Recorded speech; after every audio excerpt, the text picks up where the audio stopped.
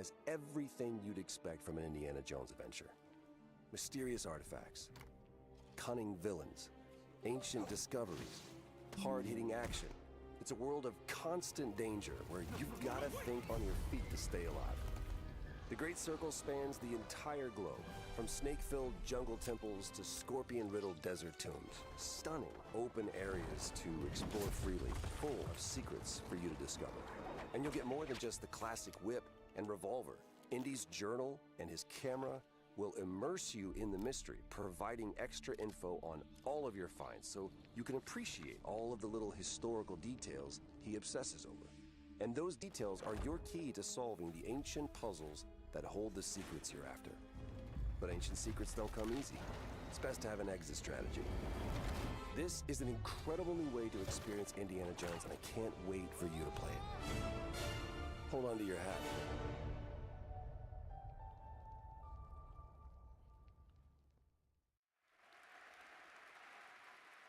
Doesn't that look great? A world of mystery to explore. But you're probably wondering when the game comes out, right? Well,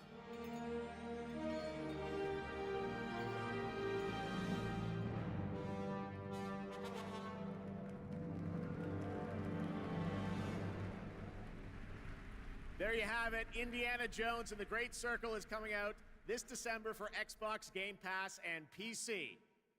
But there is one more thing that Machine Games and Bethesda wanted to share with you about Indiana Jones and the Great Circle.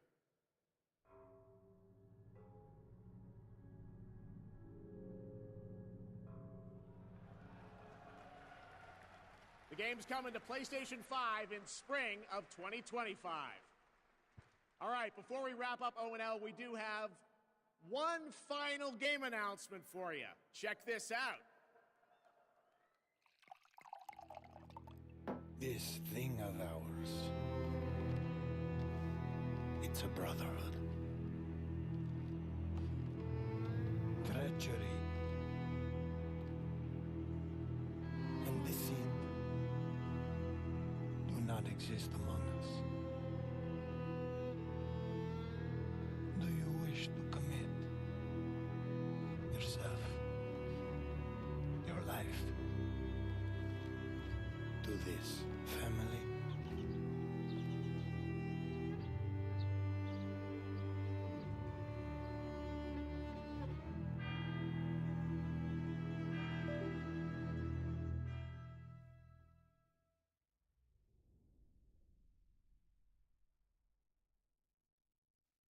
I'm Nick Baines, President of Hangar 13.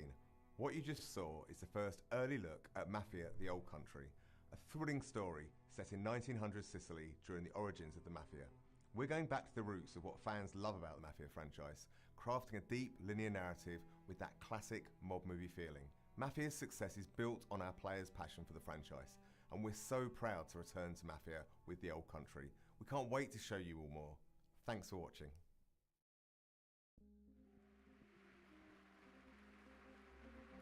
That was a fun surprise, right? All right, well, that is a wrap on Opening Night Live from here in Cologne, Germany.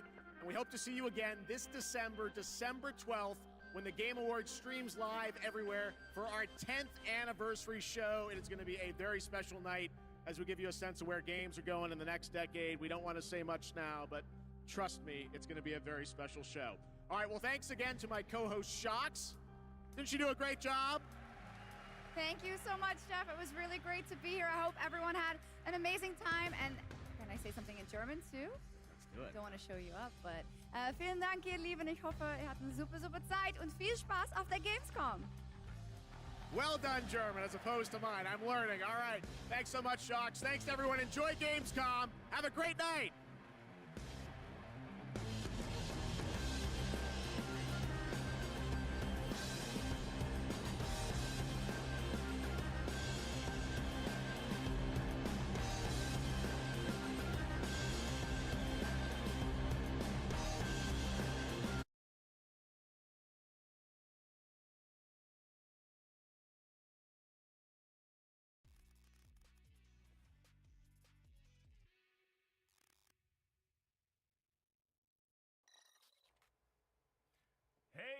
What is up, everybody? That was Gamescom opening night live, kicking off the biggest gaming event of the year. And IGN has 4 whole days of live coverage lined up. But right now, let's go over what we just saw during ONL. Now, I'm your host, Akeem. Joining me, we have Kat, Matt, and Jeffrey. Hello. What is up?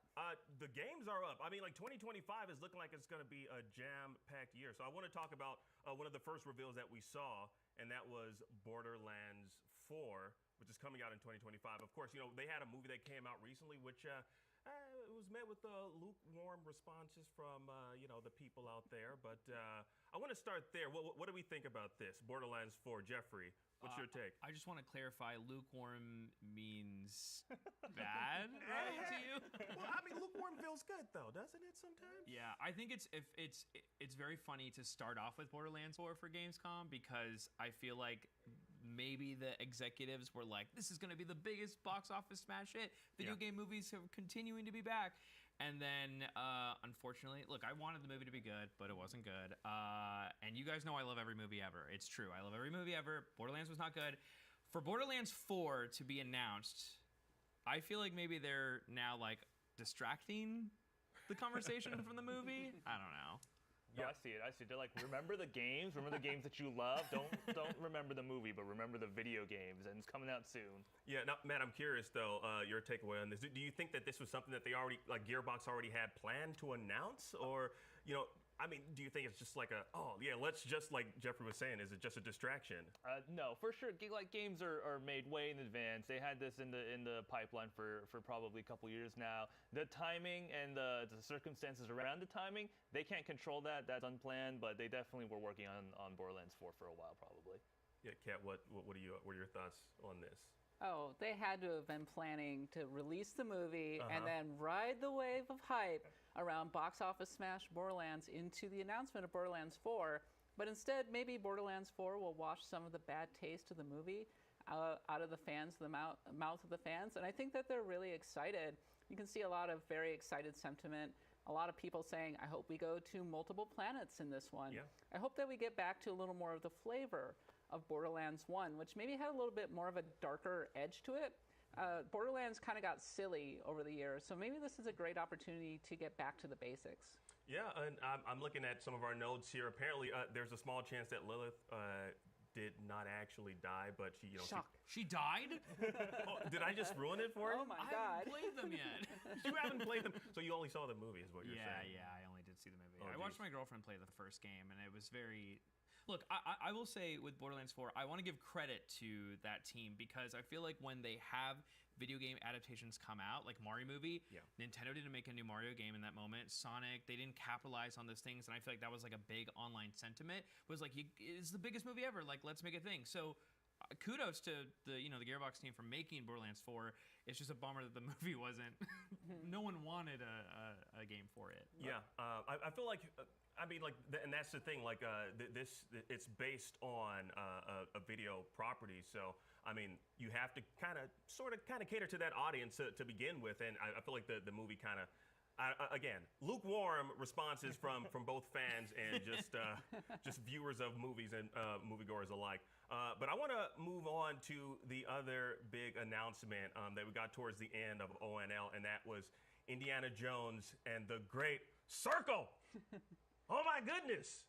What did we think of that? I mean, I thought it looked phenomenal, and the fact that again, like I own all consoles, so I'm not, you know, what is it?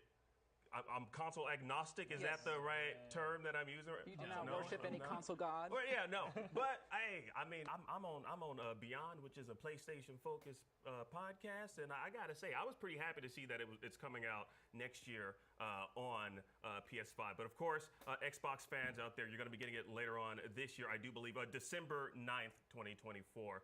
Kat, what's your takeaway on Indy? I mean, my takeaway is, when is it coming on a Nintendo Switch? If we're going to put it on PlayStation. The time is now. Put Indy on there. But I think that it's one of the most impressive looking games of the show. Troy Baker does a killer Indiana Jones. Yeah. I do have some questions about how relevant Indiana Jones is still as a franchise, because Indiana Jones and the Dial of Destiny really came and went, and it feels like it's a franchise that's really for a certain age, but it's clear that Machine Games is approaching it from a place of love. I will say that it will never top Fate of Atlantis, which is forever and always the best Indiana Jones game ever made. That's what I keep hearing. Matt, what's your, I guess, takeaway from this particular game? And also, like, do you have like are you an indie guy? I like the indie movies. I don't know if I'm an indie guy, but I don't know what that means. Like, I don't own a hat or a You don't own a fedora? I don't own a Do you want fedora. any leather jackets I don't or own the leather whips? jackets. I don't know if that's like an aesthetic for me, so I don't know if I can call myself Matt, an indie guy. are you a Raiders of the Lost Ark person, a Last Crusade person, or are you more of a Temple of Doom hipster? I'm a Raiders of the Lost Ark. Okay, I like the okay, first movie the best, I think, and then Last Crusade is the second best, and I don't really like talking about Temple of Doom. I think that one's kind of a weak And then one. nothing much happened. And then after nothing that. much happened after Weren't that. you running from a boulder the other day? Yeah, that was just no, because I'm not an indie guy. Oh, I'm right. not- Sorry. Yeah. It was a rock. No, to answer the question though, I think it looks great, and I'm super excited. I'm gonna be playing it on December 9th because, like you, I own all the consoles. Yeah. Yeah. So. Okay, I have a. It's not a hot take, but I think I will wait to play it on PlayStation. Hear me out, Phil Spencer. I know you're watching. I have an Xbox Series X. I have Game Pass till like 2026. Like, but I just PlayStation 5 is like is where everything I have is my games, my screenshots, like trophies. Like I know we have achievements and stuff, but I think I'm gonna wait to play it. I mean, like maybe I'll check it out because I have Game Pass, but like. I don't know. I think the whole console wars, it's not real. But like, PlayStation 5 is kind of like where I play everything, and I don't want to have to like switch over to Xbox, which I know is like kind of like what they don't want because they're making these games for Xbox and Steam and PC, and I appreciate that. But I really do think it would be so fun for all my PS friends to see that I'm playing Indiana Jones and the Great Circle. Yes, and I want to speak. I want to speak to that. I would love for us to speak to that. So, like, I mean, this initiative that Xbox is doing, where they're going to be releasing, and they have been releasing certain titles on the PlayStation 5. Obviously, this means more people can enjoy these games. Kat, why in particular, though, do you think that they chose such, I guess, like a AAA title like this to to release this on PS5? I think that they're pivoting their strategy. They've been kind of all over the map on whether a game is going to be an exclusive or not an exclusive, and it seems that they've landed on everything being available on all consoles, but maybe they want to split the difference with a timed exclusive strategy. So that's why I think it's pretty notable that Indiana Jones is coming out in spring on PS5, so that they can privilege kind of the in-house consoles first.